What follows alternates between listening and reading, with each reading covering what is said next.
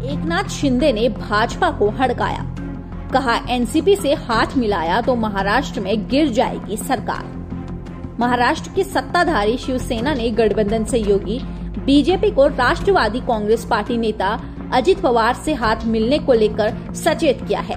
मुख्यमंत्री एकनाथ शिंदे नीत शिवसेना के प्रवक्ता संजय शिरसाट ने साफ कहा कि अगर अजित पवार एनसीपी नेताओं के साथ बीजेपी से हाथ मिलाते हैं तो उनकी पार्टी महाराष्ट्र में सरकार का हिस्सा नहीं रहेगी। महाराष्ट्र में एकनाथ शिंदे नीत शिवसेना और बीजेपी की गठबंधन सरकार है। वहीं इस गठबंधन को तोड़ने की चेतावनी देते हुए शिरसाट ने कहा, हमारी रणनीति स्पष्ट है। एनसीपी वे पार्टी है जो धोखा देती है। हम एनसीपी के साथ मिलकर शासन नहीं करेंगे। अगर बीजेपी एनसीपी के साथ जाती है तो महाराष्ट्र को ये पसंद नहीं आएगा। हमने उद्धव ठाकरे नीत शिवसेना से बाहर होने का फैसला किया क्योंकि लोगों को हमारा कांग्रेस और एनसीपी के साथ होना पसंद नहीं था। शिरसाट ने कहा कि अजित पवार ने कुछ नहीं कहा है, इसका मतलब है कि वह एनसीपी में नहीं रहना चाहते।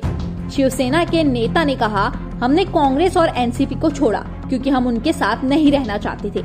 अजित पवार को वहां पूरी आजादी नहीं है, इसलिए अगर वह एनसीपी को छोड़ते हैं तो हम उनका स्वागत करेंगे, लेकिन अगर वे एनसीपी के नेताओं के समूह के साथ आएंगे तो हम सरकार का हिस्सा नहीं रहेंगे।